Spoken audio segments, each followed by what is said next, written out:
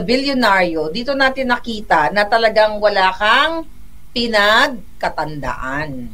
What effect yung mga nalalaman mo sa mga mga ano tawag diyan, international relations chuba-chuchu. Pero kung nakikipagrelasyon ka naman, okay, kung totoo lahat 'yon, kung immoral ka naman at gamit ang kaban ng bayan. 'Di ba? Dapat sa iyo kung may bitay ay kasama ka sa pagbitay dito sa bangag administration na ito. Isama mo na rin itong si Carmina. Who's that? Carmina ng ANC na kung saan in-interview niya si Attorney Vic Rodriguez, mga kababayan. Okay? Nakakapanood ko lang yung interview kay Attorney Vic Rodriguez na gustong ang sabi dito, ito yung kanyang mga pinagnangak-ngak. Yeah, in-interview ni Carmina Jotangera. 'Di ba? So in-interview si Attorney Vic Rodriguez na parang ang konteksto ng interview doon kay Attorney Vic Rodriguez dahil nga na may mga grupo, 'di ba? At gusto natin na matanggal na si Bangag Jr. At syempre, ang papalit ay si Inday Sara based sa 1987 Constitution, based on sa batas ng succession. Yun yung pinapaliwanag ni Attorney Vic Rodriguez doon sa interview na ito. So tandaan natin, yung Carmina ay taga ANC. Ngayon, sinasabi niya doon sa interview kay Attorney Vic Rodriguez na parang kung gusto daw pababain itong si Bangag, 'di ba? Dahil ang advocacy ni Attorney Vic Rodriguez is to end corruption, bakit hindi daw isama o mag-resign si Inday Sara? Kasi ang sinasabi ni ano ang apelyido nung Carminang Hitad na yon? Anyway, parang laging kinakalayl kayang kipay kapag nag-i-interview siya. Anyway, yes, sinapalpal talaga siya ni Attorney Vic Rodriguez. So, parang sinasabi na ang mga Duterte ay another political dynasty at nasasangkot daw ang pangalang si Inday Sara dito sa corruption, paggurgur, Constantino. Yeah, thank you, John Wick.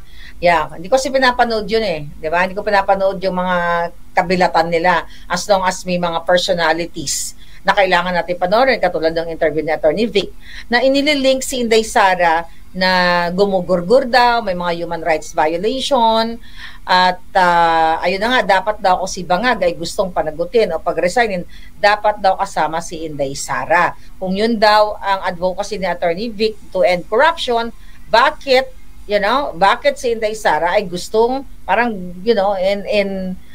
sa konteksto na gusto ni Attorney Vic na siya yung maging successor ni Bangag? Bakit hindi? Kasi nga, gusto nitong mga dilawang pinklawan, ANC, ABS-CBN na yan, na si Sara ay hindi maging presidente kahit na yun ay nakalagay sa 1987 Constitution na pilit pinapaliwanag ni Attorney Vic Rodriguez doon kay Carmina Kipay Constantino na ginigiit niya na si Inday Sara ay may ganito, gurgur, corruption, chuchu-chuchu. Kaya sinupla siya ni Attorney Vic Rodriguez na walang impeachment kasi 'di ba? In-archive na recently, walang outstanding o current na kaso si Inday Sara at hindi na patunayan na siya ay gumurgur or what. Ito ay mga alingaskas lamang ng mga dilawan. Ganito kasi talaga i-twist ng mga bangadictus. Maganda yun bangadictus. Para imbis na 2 words yung ginagamit natin, bangagdictus. Mga kababayan, dahil sa galit nila kay Inday Sara, sa mga Duterte, na alam nila sa legalidad na si Inday Sara ang magiging presidente, oras na bumagsak na si Bangag Jr. Dahil ngayon naglalaglagan na sila dahil yung si Persamin bigla na lang tinanggal ng ganun-ganun na lang. Okay? Sabi ni Virginia Malanzo, si Winnie Monzon nga din ayaw nilang i-impeach si Bangag at ayaw din kay Sara. So nakita niyo yung mga pagka mga hunghang ng mga ito. It's the same thing na lumabas yung alingas-ngas na who's that? Ramon Ang daw ang magiging caretaker oras na what? Na si Bangag Jr. ay o magkaroon ng reset ang gobyerno at si Bangag Jr. ay matanggal, mga kababayan. So yan ang mga alingas-ngas ngayon na binabalita na sa pagpabagsak o pag-alis ng isang Adictus Benedictus na Marcos Jr.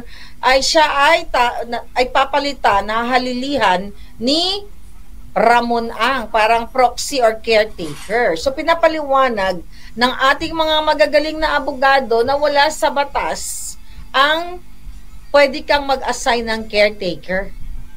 'Di ba? So ngayon, gusto daw, although dinenay ni Ramon Ang na hindi daw yan totoo, pero alam nyo naman, sa una nagde-deny sila, tas later on ay magiging totoo pala. So gusto nila magkaroon ng caretaker ang gobyerno ni Bangag para sila pa rin. 'Di ba? Kasi nga ayaw nila kay Inday Sara. Dahil alam nila na ipapatupad ni Inday ang tamang batas lalo na sa pagbigay ng hustisya laban sa mga bangag na ito, pagbibigay ng hustisya sa taong bayan na inubos nila ang pera through pagnanakaw sa budget insertion, flood control. Kaya ayaw nilang makulong, ayaw nilang mapanagot, kaya dun sa mga alingas-ngas, ang caretaker daw muna, like caretaker president, etong si Ramon Ang, na isang business tycoon na nakinabang even in the past administration and now ngayon sa administrasyon ni Bangag. So sinasabi ng mga magagaling nating abogado na ang paglagay ng caretaker ay isang paglabag sa batas dahil walang ganon sa batas na pwede ka mag-assign ng caretaker. So, hindi natin alam kung anong mga kadyotahan nila dyan sa plano nilang maglagay ng caretaker, pero labag po yan sa batas as explained ng ating mga palanggang magagaling o eksperto sa batas. So nakakabahala yung ginagawa nila, pero hindi natin sila hahayaang magwagi. Kasi hindi sila pwedeng mamili. Mga kababayan, pag natanggal si Bangag, okay, later on, diba? Sabi ko nga sa inyo, Diyos na po ang gumagawa ng paraan, divine intervention. Ang gumagawa ng paraan na mahubaran itong mga bangag. You know, may process. It takes time. Sometimes, you know, hindi naman overnight. Okay? Kakatapos lang ng revelasyon ni Amy Marcos. Di ba? Na ngayon, nagbabardagulan sila ni Satanas. Okay? Tungkol dito sa, you know, yung issue na inilabas. But mamaya na ako pupunta doon. Pero ganun pa man, nakikita na nila kasi nararamdaman na nila na oras na si Inday Sara na ang maging presidente at matanggal na ang isang adictus na presidente, mga palangga, okay, mananagot ang dapat managot. Okay? At yung nagtanong, at tinanong ako ng Team Alindog kung parang may mga what if daw, kung hindi ko masyado sinagot yun dahil nung time na yun, sabi ko, tsaka na natin problemahin kung sino ang maging vice president, kung sino ang gusto ni Inday Sara. Pero tama din ang mga Team Alindog ko na what if, ang tanong sa akin, ang pipiliin si Mangga o si Amy Marcos. Kaya ang sabi ko dyan, wala tayong magagawa kung yan yung pipiliin, pero pagbobotohan pa rin yan sa Congress and Senate. Diba? So, ngayon, hindi natin alam kung ang iniisip ko lang ngayon, kung paano natin matanggal ito mga Adictus Benedictus. Kung sino man ang pipiliin ni Sara Duterte na Vice President, ibigay na natin sa kanya yon. At at the end of the day, hindi pa naman natin sure kung yung pipiliin ba niya ay iboboto ng Congress and Senate dahil sa ngayon marami pang mga bangagers dyan. Hindi natin alam kung ilan ang bilang natin yan, ilan ang kakampi natin dyan. Pero sa ngayon, ang kailangan ay manindigan talaga kayo. At kung may mga pagtitipon, kasi may mga talks na daw behind the scene, kung paano talagang umalis na si Bangag sa pwesto dahil nahubaran naman na siya. Yun nga, divine intervention, ang mga expose ni Zaldico, dahil dati nilang kaalyado, at lahat ng sinabi ko tungkol kay Zaldico na siya ay nag-deliver ng pera kay Tambaloslos, inamin niya. So lahat ng corruption na binato ko kay Zaldico, na mga accusation galing sa ating puting ahas, inamin naman niya at naging totoo, kaya beneficial yon sa case ko. Pero syempre, okay, kailangan natin maglabas pa ng maglabas ng mga compelling evidence, ng mga videos, pictures, kasi sabi ng counsel niya Zaldico ay may mga ilalabas pa raw sila. So sa ngayon, huwag kayo mawala ng pag-asa dahil Diyos po ang gumagawa ng paraan. Sino ba naman ang mag-akala, mga palangga? Sino ang mag-akala na magsasalita si Zaldico na dati nilang kaalyado? Pinagtulungan nila si Sara Duterte, pinagtulungan nila ako. Diba? Sino mag-aakala na ang isang kapatid na si Mangga ay i-confirm ang in-expose ni Pangulong Duterte na may isang presidente sometime in 2021 during the campaign na may nag-addictus, then sinugundahan at binugbog ng bonggang-bongga ni Maharlika Boljakera, walang humpay, hindi tinigilan, every single day. Kaya naman meron tayong award, Miss Vindicated, and totoo ang lahat. Diba? Parang lindog natin dito. Alam na alam ni Madam Elena na ang aking favorite color is purple, okay? Purpley. So ngayon, mga kababayan, hindi natin tinantanan, kaya nga may lumabas na Agent Morales, di ba? May lumabas na Cathy Binag, at may lumabas na Dean Chase, sa pagtutok sa issue dito sa pag-a-addict ni Marcos Jr. at ni Lisa Tanas. Kaya nga, di ba? Recorded sila dito sa Amerika na namatay ang asawa ng kanilang undersecretary, executive undersecretary na si Dina Arroyo Tantoco, na nagdudurog sila. So ano pa ang ebidensya? Ang confirmation ni Amy Marcos, ang authentication ng aking ng video. Then, ngayon, syempre ganun talaga ang gagawin nila, babalik ta rin nila. At ang sinabi nga dyan ni Lisa Tanas doon sa kanyang post na yung ginagawa daw ni Amy Marcos, ito daw ay ingay lamang, wala daw katotohanan, kasi I think mayroong doon sa nung time na sinabi ni the other day, ni Lisa Tanas, tignan muna natin ang itsura ni Lisa Tanas. Pupunta lang ako sa aking troll account kasi binlock ako ng hayop na yan. Okay, binlock ako ng mga Jotang Genemas, kaya hindi ko makita ang kadyotahan ni Lisa Corinot. Okay? Ni Lisa Tanas. Ngayon, dito sa kanyang statement, I think, kahapon, kahapon, mukhang pinutol niya. Okay? Sabi niya, sabi nito, I won't argue with you anymore because after all, you're my husband's sister and I respect Mommy Melda. Pero yung mga statements mo, fake. Kasing fake ng mukha mong retokada. Okay? Tapos sabi niya, speaking of fake news, welcome to Entertainment Pinoy Style. I think satire ito. Kung magsalita, satire ito, pero pinost niya, tapos ang kanyang mukha ay edited. Okay? Diba? Edited yung kanyang face lock. Pero ang totoong mukha ni Lisa Tanas, alam niyo na, diba? Ngayon, kung ano ang mukha ni Lisa Tanas, ay dahil lang, hanap tayo, Miss Vindicated tayo today. Okay? Tignan natin ang mukha ni Lisa Tanas dito. Asa na yan?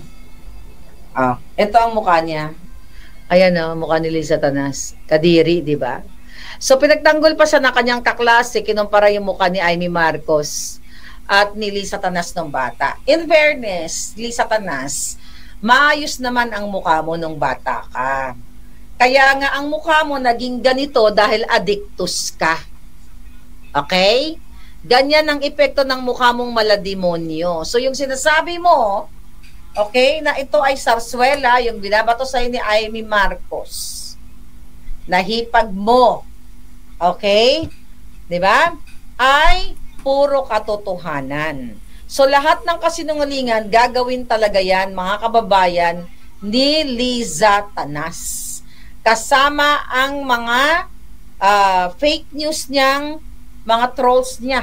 Okay, ganun ka-demonyo. Yan? Ganun ka-demonyo si Lisa Tanas Marcos at ang kanyang asawang bangag. Kaya talagang dapat hindi natin tatantanan itong mga mangkukulam na ito, sabi nga ni The Mastermind. So ngayon, mga kababayan, okay, kaya sa kabila ng ating laban dito, pinagbibintangan na naman ang ating mga palanggang ralista o nagprotesta dyan sa EDSA na tayo daw o kayo daw dyan ay foreign funded. Di ba? Iniimbestigahan ng AFP at papananagutin daw nila ang mga organizers, okay, doon sa EDSA na pinagbibintangan na tayo nga daw ay foreign funded at sumisira tayo sa destabilize natin o destabilize ninyo ang gobyerno ng Bangag. Mga kababayan, ang pasabog ni Attorney Glenn Chong in 2023 na actually na dinaya ni Marcos Jr. at ni Liza Tanas ang eleksyon dahil may foreign intervention at sumulat pa si Attorney Glenn Chong diyan sa Congress na imbestigahan si Liza Tanas dahil nakipag-connives o nakipag-conspire sa Smartmatic in 2022 at may mga foreigners na nakialam sa eleksyon natin at nandoon ako mismo sa kanilang headquarters dahil pinakilala mismo ni Liza Tanas sa akin yung mga demonyong yon. Yan ay never ever inimbestigahan ng Congress and ng House of Representatives and Senado yung pandarayan na yan. Tas the nerve na magsasalita ang AFP, itong si Clarissa Taratara, na kesyo daw ang mga nag-welga dyan ay foreign funded. So again, another twist, everyday is twisted facts, twisted narrative ang ginagawa ng Bangag administration, mga palangga. So, mga kababayan, sa kabila ng ating pakikipaglaban at yun nga, divine intervention, huwag tayong sumuko dahil recently, di ba, tinanggal nila itong si Bersamin. Si Bersamin, marami na rin, isa yan sa mga expose ko, yung Adrian Bersamin, na kumausap kay Zaldico. Di ba? Kung pabalikan nyo lahat ng vlog ko, naku mga palangga, lahat yung mga yan, sinabi ko, kaya nga, totoo lahat. Misvindicated. Sa ayaw at sa gusto, okay, na mga insecure sa akin, misvindicated ako, na-awardan ako kagabi. So, wala kayong magawa, mga yawa, di ba? Kasi totoo ang lahat. So, ngayon, mga kababayan, okay, may lumabas naman na issue. Nalalabas daw ang panibagong statement ni Orly Guteza. Okay? Panibagong ibang narrative daw, ibang salaysay naman ang i-deliver daw ni Orly Guteza. So, hindi natin alam, baka tinakot na naman si Orly Guteza na gurgurin ang kanyang pamilya, tapos bawiin yung kanyang mga statement. We don't know yet. Kasi hindi pa siya lumalabas at this point in time. Pero balik-balikan natin na si Orly Guteza ay kinonfirm ang kanyang statement na siya ay nag-deliver sa Aguado Building, nag-deliver kay Bangag, kay Tambaluslos ng 1 bilyon sa isang pagkakataon at may mga maleta na may post-it, which is kinonfirm nga ni Zaldico na dati nilang kaalyado at ngayon ay kinasuhan na dyan sa ombudsman. Again, ang nangyayari kay Zaldico, mga palangga, whether umamin siya at kinakason siya ng gobyerno, win-win sa akin yon dahil kinasuhan nga ako ni Zaldico. Unless na lang si Zaldico, okay, mag-dismiss ng kanyang kaso laban kay Maharlika dyan sa Pilipinas at dito sa US at sasabihin niya sa taong bayan, totoo lahat ang sinabi ni Maharlika, kaya ako siya kinasuhan dahil inutusan ako ni Liza Tanas at ni Bangag at ni Tambaluslos. Yan ang katotohanan, Zaldico. Kaya kung gusto mo, ibibigay ko yung platform ko sa'yo, dudurugin natin ang mga Bangag. Dahil sinabi ko naman yun eh. Diba? Naging totoo ako, Zaldico, na sabi ko, ikaw ay utusan ng Bangag. Lahat ng kumaso sa akin ay inutusan dahil totoo lahat. Thank you talaga, Palangga Elena. I love you. Okay, Allen, I love you. Bernice, I love you. Sa aking mga palangga na nag-effort dito, talagang kasi nag-dinner kami kagabi, nagulat ako. Hindi pa nila pina-forward yung video sa akin. Nagulat ako pagpasok ko sa kanilang mansion, biglang meron pa award ang mga palangga ko. So, thank you so much, palangga. So, ngayon, balikan natin. Okay? Ang mga nangyayari dito sa ating bayan dahil hanggang ngayon, syempre yung iba nadidismaya, bakit hindi pa daw natatanggal si Bangag? It takes time, mga kababayan. Okay? It takes time. Kaya nga, divine intervention is now really working before our eyes through the lips of Mr. Zaldico and Senator Amy, sabi ni Mercedes Samala. Truly yun, mga kababayan. Very, very true. Kasi nga, okay, hindi natin akalain, di ba? Hindi natin akalain na mangyayari ang mga ganitong klaseng, mga ganitong klaseng balita na sila, mga palangga, sila ay nag-uunsehan, naglalaglagan sila. Okay? Ngayon, mga kababayan, tignan natin to. Okay.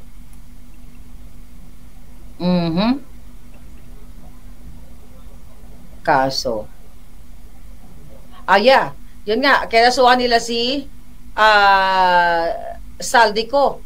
Okay? Ang sabi dito ay ombudsman ay inirekomenda sa prosecutors sa Sandigan Bayan ang no bail na kaso laban kay Zaldico. Dahil nga, mga palangga, dahil inistlok sila ni Zaldico, well, sinamin naman talaga ni Zaldico na nag-conspire siya. So, ito ngayon ang reward mo, Zaldico. Dahil sinasabi dito ng report, okay, ng mga huhunghang sa ombudsman na mayroon daw, na ninakaw nga itong si Zaldico. At alam mo niyo naman, pag nagsalta ka talaga, mga kababayan, babalik ta rin ka.